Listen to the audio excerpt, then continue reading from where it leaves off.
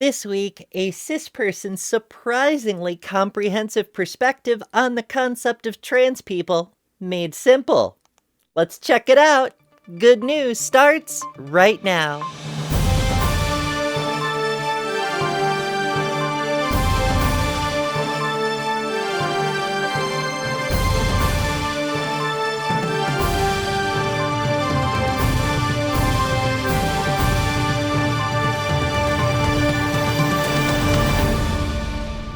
We've got a video from a cis person to help explain to other cis people what the heck transgender even means.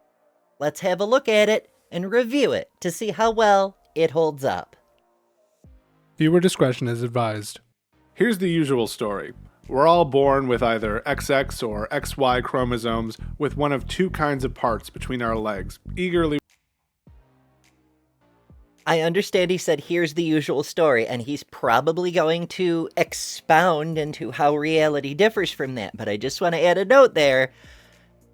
Reality differs from this, and we'll probably explain why if he doesn't. Waiting to fill our preordained roles. None of that is true. When you're born, Right. The doctor assigns you a sex based on your parts. Unless someone ran a karyotype test to diagnose a... Right, and it's so much worse than that. Like, they say sex is observed rather than assigned, but that's kind of literally true, but also the opposite is literally true, because what happens is a physician will observe what's between your legs, and then they will assign you a category based on that. And contrary to popular belief, there isn't just in or out. There's degrees of deviation, and everything that falls within a certain range gets categorized as one thing, and a different range, it's the other thing. And if it's in between, well, then things get complicated. Very often in the past, and still today in some places, including in the United States, if you're in that in-between where it's not clear, they'll take a guess, do a surgery, and force you into one of those two categories. Problem, nobody knows what chromosomes you have. You could have XXY chromosomes, for example, or just a single X. Some people are born with ambiguous parts. Right. This is more often from a hormonal imbalance in the womb than from chromosomal shenanigans. Either way, you have a baby that... Right. More often it's hormonal stuff, but not always. For example, up to 10% of the population are the result of chimerism, which is when you have twins and they fuse together to form a single fetus that then gets born as a single baby. When those fetuses that form a single fetus are of opposite chromosomal sexes, then you get a very interesting result. A type of intersex person whose cells are roughly 50-50 of both standard kinds. And things get very interesting from there. It's otherwise healthy but falls outside the popular conception of sex. They could grow up to live as a boy or a girl or something beyond, but how do they decide what's right? About half of us are assigned female at birth and about half are assigned male. One half is supposed to push an entirely new person into the world, and the other is supposed to sit nearby looking helpful. Yes, there are biological differences among the sexes. There are also... That's a bit of an oversimplification. I get that he's like playing on stereotypes as sort of like a low-key joke and also to move the story along without getting bogged down in the specifics of medical issues and so on and so forth. But it should be noted that not everyone assigned female can produce babies, and not everyone assigned male is capable of helping someone who's assigned female produce babies. Also differences that feel biological but aren't. The labels man and woman come with expectations for how to act, how to dress, how to live. Are you a girl who wants to wear jeans with big manly pockets? That's not very ladylike. Are you a boy who... We do love big pockets. Cries when Jesse's owner outgrows her? Man up. There's no law. Oh, man up.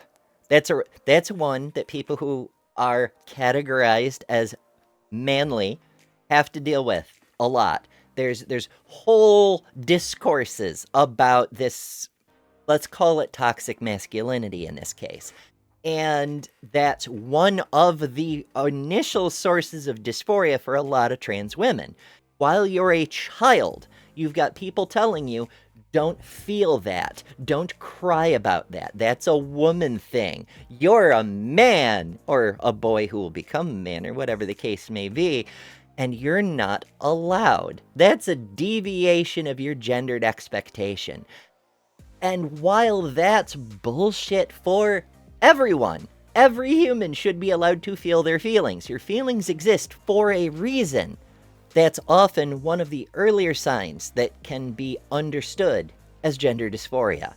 Being told this is who you are because of what's in your pants, and realizing that's not true about you. It doesn't fit you. And then you start to question other things. The universe making girls wear clothes with tiny pockets, or stopping boys from crying at old Pixar movies. Otherwise, we'd all behave exactly as we should, and this video wouldn't exist. This is baggage we place on the sexes as a society. Right. The stereotypes and expectations are externally imposed, which is why different cultures treat things very, very differently. It's gender, and that's what people mean when they call it a social construct. I think of gender as a two-sided coin. On one side, there's the performance. When you size someone up on the street, you quickly put them in the man column or the woman column and expect them to act accordingly. A man is likely to be assertive, to be dominant, to harass total strangers. A woman is likely to be passive, to be subservient, to warn others about harassment. On the other side, there's Again, that plays into stereotypes a little bit, but it's kind of hinting at the idea of constellations. Like, it's not just a performance, it's not just a line, it's everything you do, from the way you look, to the way you walk, to the way you speak, to the attitudes you present, to the way you deal with confrontation, can be considered in terms of gender. Every piece of data you present to a person is a checkbox that they're mentally, subconsciously assigning points. Is this a manly thing? Is this a womanly thing? So what we're all doing, subconsciously, is adding up the data and saying this person has 5 or 6 things that go in the man column, but 20 things that go in the woman column. Or maybe it's 10 and 12, or maybe it's the other way around and it's 3 and 17, whatever the case may be. That's how we tend to make our evaluations. We could also just ask and clear up the whole mess. our feelings about the performance. Your dad says you should play football, but you'd rather do ballet. Your boss says you should smile more, but you'd rather tell him where you can shove those words. Right? And that's sort of the other side of things, is how you are treated by society and how you interact with that. It's the performance that makes the gender. There's no heads-up display telling you a stranger's chromosomes, so you can only tell by how a person carries themselves. If we wanted, we could decouple sex and gender with a hot take. Nobody likes a genital inspector. Unless... I mean, well, there are people who definitely like that. There's certain lawmakers here in the United States and elsewhere who are pushing very hard to get genital inspections as a thing, particularly of children. But that's a whole other subject unto itself. Unless you're actively practicing medicine, there's only one reason to want to know what's in someone's pants. With that attitude, you can carry yourself however you like. You might have noticed... Right. Like, really, it's nobody's business. It's nobody's business. You can choose to share it if you wish, like, say, for example, with a potential love interest. But it's not actually anybody else's business. There's not just one way to be a man or a woman. Some men are lumberjacks, some are tennis players, some wear dresses on their album covers. There's a Right, masculinity is a spectrum. If you can classify people as more manly or less manly, then even just the bucket of maleness has a spectrum. Masculine ideal on one end and a feminine ideal on the other, and we all fall short in our own special ways. That's what people mean when they call gender a spectrum. We know what traits and behaviors go into these buckets, and most of us try to fit ourselves in one bucket. But more or less. There are some people who deliberately defy the buckets. The whole subculture of femboys, they're all people who maintain their man identity, but deliberately express in feminine ways. For example. of course, some people don't fit into either bucket. And why would they? Our narrow cultural lens can't reflect the rich inner lives of everyone on Earth. Some folks might want to wear a suit with eyeliner and lipstick. They might want to crochet and mow the lawn. Whatever they do, they've adopted a gender identity beyond the fixed binary choice. So we broadly call these folks non-binary. Right. Outside of the categories, which are not fixed points, they're categories. And if you're in between, you're non-binary. Or if you're not in between, but entirely off the spectrum, you're still also non-binary. Broadly speaking, there are more specific terms and labels, and you can get into that if you really want to. But what a person labels themselves is for their own understanding and for ease of communication about certain essential aspects about themselves. It's to make transmitting the ideas easier, not because there's any particular prescriptive element of it. That's kind of where we go into with self-ID. It's so people can tell other people what's up with them quickly and efficiently. Like all language, it's for quickly conveying ideas, not to bind a person to certain restrictions. In English, the most common pronouns for these folks are they, them, and theirs. This usage dictionary has a surprisingly deep history of pronouns. We've used singular they for a hypothetical person since the 14th century, as anybody can see for themselves. Right, as anybody can see for themselves. Themselves. Yes, that's how that works. Now, this is a little bit of a tangent. I understand that this is such a common, ridiculous red herring argument. You can't possibly be a they because a they is more than one person. Yeah, we learned that wasn't true in 3rd grade. All you're doing there, making that argument, is advertising that you didn't learn past the 3rd grade. Good job, I guess. But while this has absolutely nothing to do with the reality or the experience of trans people, it is such a common bad faith argument brought up in lieu of actually talking about the realities we're dealing with that, yeah, it's probably warranted to spend a minute or two talking about how it's a dumb argument, to just get it out of the way. I wanted to refer to a specific person of indeterminate gender. For a long time that was he, which caused friction among the non-he's. But singular they has been the prevailing standard in British English since 2000 and in American English since 2020. Right, and this is where a lot of people get the idea that being trans has only been around since 2020. No, it's we stopped using the extremely cumbersome wording of he or she, or him or her, when we could just use they. And that's the way people instinctively talk. Like, nobody says he or she left a package. It's they left a package. Everyone talks this way. If you have trouble using plural words for one person, well, notice that I said you have trouble and not you has trouble. Oh! And that's an excellent point, because you actually is a plural word. It's the plural form of thou. Nobody uses thou anymore because it's inconvenient, but we still treat you as if it were an exclusively plural word. Neat, huh? You don't need to change your pronouns to play with gender. See those guys from earlier, but Right. Pronouns are an entirely separate thing. Pronouns exist in order to avoid confusion while talking about people in a simplified fashion, especially in the third person. They're not strictly necessary, nor are they directly a part of the conversation. It's just how the ideas of gender interface with our peculiarities of linguistic structure.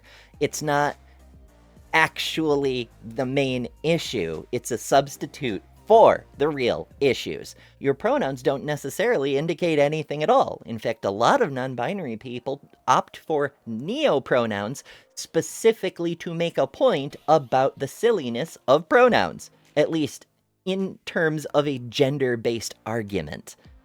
I'll be the first to admit that I could never put on a dress. I'd just feel awful.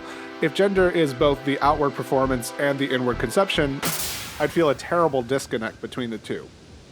Right, and that's an excellent point, because a dress doesn't change anything about you. Harry Styles put on a dress and he's just fine. There have been a whole bunch of men wearing feminine clothing of all sorts for decades in popular culture. It'd be like the opposite of euphoria, dysphoria. Right! You've probably met someone who's trans. If you don't think you have, surely you've heard of the closet. Different people discover they're trans in different ways. Some people have known their whole lives, others don't know until they're 40. Some people feel like they were born in the wrong body, others were fine living as a woman, but they realize being a man suits them better. Right, that's really, really, really important. You don't have to have dysphoria to be a legitimate trans person. You only have to be happier as a gender other than what you were assigned at birth, more able to fully express yourself, able to exist freely as yourself. That's it. If you've never felt dysphoria in your life, but you feel much happier presenting as a man than a woman, for example, then it's perfectly legitimate. Dysphoria is a whole other thing. While it is a real phenomenon that many trans people experience, myself included, it exists linguistically as a descriptor for the mental strain of the feeling of disconnectedness. Or, to put it more directly, it exists to be a diagnosis so that medical service providers can tell your insurance what the heck they're treating you for. It's a description as a medical code, although it does refer to a real experience. Some people were fortunate enough to explore their identity in a safe, supportive environment, whether that's among friends, online, or on stage. What binds On stage? This man is calling me out. them together is they were told how to live and it felt wrong. Where does this feeling come from? Yeah, that is the key. Being told how to live. Because remember, you have to be taught gender. There are parents all over the world who say stuff like, I have to raise my sons to be good men, or I have to raise my daughter to be a lady. Gender is taught, partly externally from social stuff, but partly internally within the family structure, in modeling and expectations, in all sorts of various standards, from morals to dress to behaviors to patterns of speech and all sorts of things. And when you're told who you are supposed to be, and you know it isn't right, you can feel that. It's a difficult question. We all have ways we like to live, and we only get interrogated when we stray from the status quo. Why do you use macOS instead of Windows? Why be an artist when you can make more money coding? Why do you put pineapple on your pizza? What are you, stupid? For the handful of... How dare! I used to hate pineapple. I despised pineapple. It was so gross and it tasted weird and I didn't get why. I'm like, to each their own. I just don't understand why anybody would ever like that. And then, after I started my transition and my body chemistry changed, on a whim, I tried some pineapple. And it was the best thing ever. Now I don't understand why people don't put it on everything. Now, I get it. I remember what it was like before, and I understand that people have different chemical compositions, and everything your body does, including tasting, is a chemical reaction. But holy crap. Trans folks I spoke with, it's as natural to them as not being trans is to cis folks. I don't want to put on a dress, and neither do most trans men. It should be... Right. It's how we naturally are. People make a big show out of how it's so artificial, you have to take hormones, and some people have to go through surgeries. You don't have to. Those are tools to help you feel better. But you don't have to. Simply being yourself, as comes naturally. It's being who you are naturally against the wishes of the people who are trying to tell you how you have to live. As simple as that.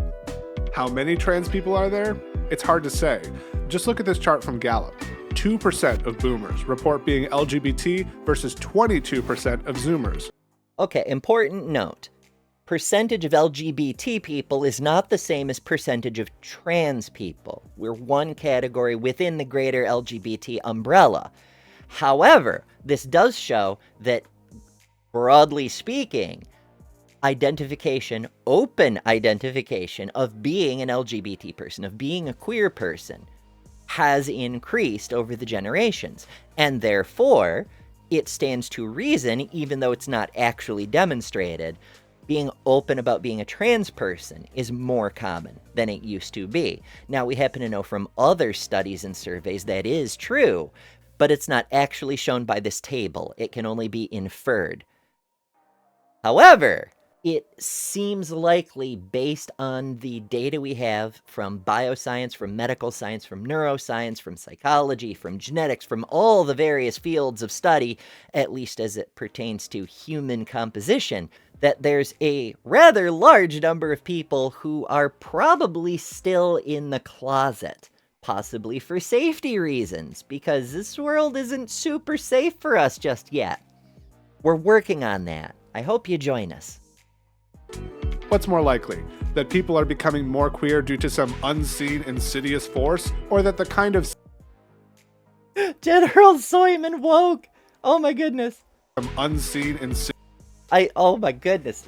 See, these graphics are great, and they go by so fast, we can't see them all. Served from 2008 to 31, I guess? 2031, maybe? Culture War Coastal Theater, love it, received first star after designing the pronoun selector in the 2023 video game Starfield. Oh! Pronouns! or that the kind of self-reflection and experimentation that leads people to discover they're queer is becoming more acceptable. As a hint, here's a graph showing left-handedness in the US by birth year. Yes, the left-handedness graph. Now, this, obviously, a lot of people make a big stink over handedness not being the same as gender. But it kind of is analogous insofar as how do we objectively, through medical science, determine if you really are left-handed? You could be lying about being left-handed and we'd have no way to know. So how could we be sure you're being honest about being left-handed? First of all, why the hell does that matter to anybody else? It doesn't. Just like gender. When it comes to handedness, it's surprisingly relevant because how do you know you're right-handed or left-handed? When someone hands you a pen, how does it feel more comfortable to hold it? When you try to catch something, which hand feels more comfortable to do that with? When you reach for something on your desk, which hand does it seem more normal to grab the thing with? There is no medical evidential component to determining handedness with which you have to comply. It's what feels right to you. Because when I try to write with my left hand, I can do it badly, but it feels wrong to me. So I know I'm right-handed. This feels awkward and weird. Gender is exactly the same thing. Once you switch and you put the pen in the proper hand, your troubles fade away. You'll probably feel a great sense of relief that now it's so much easier to do everything that you need to use your hand for. Just like it's so much easier to do everything you need gender for. It's just what's natural. We understand the left-handedness graph in that many, many years ago, people were punished for being left-handed. Did wokeness spread the mind virus of left-handedness and cause more people to be left-handed? That seems kind of silly. Or did we simply stop punishing people for being who they are and try to make them be who we told them to be? We're kind of doing the same thing now with gender. students were forced to use their right hands until the mid-20th century when this chart plateaus. I hope to see a similar pattern in the LGBT poll someday when people are no longer afraid to be themselves. In the meantime, how do you deal with dysphoria? Start with the simple things. Change your hair, your clothing, your pronouns. Ask people you trust. Right. The social stuff. It could increase your stress because there's a whole lot of people who like nothing better than to hate people. But it could make your life feel better. It could be very much like taking the pen out of your left hand and putting it into your right. Or vice versa if you're left-handed. To try calling you by a different name. These low-risk experiments are easy to walk back, but if it feels right to you, that's when you can start considering the medical stuff. Once again, the medical stuff is there for your benefit. It's by no means a requirement. No one has to do those things out of social obligation. There's no rule, which is one of the reasons that we push back so hard on these countries that won't let you change your legal documents unless you get a certain surgery. That's nonsense. Not everyone needs that. The people who do need that, it should be available to. But forcing that on people, that entails mandatory sterilization, which is a literal war crime. With all the hysterical op-eds that you could walk to the gender store and get a dozen surgeries today, but no. It takes a Oh, it would be wonderful. long time to get in front of a doctor and even longer to transition. You should hear the details from actual trans people like Abigail Thorne and Alex Avila, who've been generous enough to share their stories. Right. In fact, Abigail Thorne's video about emailing your doctor is legendary. You absolutely should check that out if you haven't seen it already. But yeah, it's hard. It's very hard. In England, where Abigail lives, they do actually have a national health service. But it's not that great in terms of gender, which is what that video is about. So, different issues, but everywhere you go, there's issues. If you're lucky, you can emerge on the other side as the person you'd like to be. Very few people get to medically transition, but those that do are overwhelmingly happy about it. Right, and that's important to keep in mind. A, not every trans person needs to medically transition. B, not every trans person needs to go through all the possibilities of medical transition. There's a number of trans people who haven't gone through every possible surgery. Conversely, there are lots of cis people who've gone through many of the same surgeries and aren't detransitioners. They have always presented as the gender they currently hold. This academic study says it best. Rate of regret after gender-affirming surgery is approximately 1%. Right. And we see this consistently across the board, but even more important, out of that 1%, the people who actually regret the surgery itself is itself very, very small. The numbers vary from study to study, as they must, because the sample size we're looking into is very, very small. So a single person feeling a certain way is going to change the data resulting from that particular study. But overwhelmingly, the regret comes from things that aren't part of the surgery, like infections. Oh no, I got an infection. Yeah, that's not great. So you didn't have a positive experience with the surgery, even though the surgery itself and the result are both fully acceptable and you're completely happy with them. And study after study shows similar things. The majority of people who detransition do so either because they lose access to gender care and have to, or because of outside social pressures, like family and friends who treat them like a freak. Other life decisions, such as having children and getting a tattoo, have regret rates of 7% and 16.2% respectively. Oh my goodness, the regret rates. Editing Ember, please include the clip of regret rates from the Mr. Anderson video. Regret rates for gender-affirming surgery are the lowest in medicine. But since it came up, here are the minimum reported regret rates for a few other things. LASIK eye surgery, 3%. Breast augmentation, 5%. Knee surgery, 6%. Gastric bypass, 48%. Facelifts, 60%. Heart transplant, 6%. And tattoos, 24%. Some of these are literally life-saving medical care, which is the same category that gender-affirming treatments fall into. Where you no longer feel the disconnect between performance and self-conception is known as gender euphoria. What I found interesting in my interviews is a point beyond euphoria, where you stop thinking about your gender and move through the world as your true self. That's the real ideal. Trans people just want to live with dignity, as themselves, without intense scrutiny, misinformation, and hatred. Exactly. The entire reason we're here, the entire reason every trans advocate you've ever encountered is here, is because we have to defend ourselves against mountains of bullshit that don't even have to be there. Some people want to make your life harder just because they can, or for some misguided reason, often having to do with this biological essentialist conception that women are somehow inherently inferior to men or some other sexist nonsense. And it hurts all of society, not just trans people. But it really hurts trans people.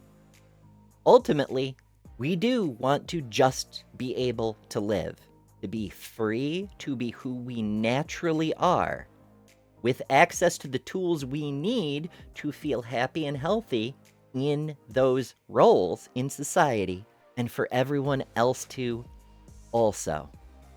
As with most of the things I reference on this program, finding them again can be slightly difficult. That's why I keep a list on my website, betterthanember.com.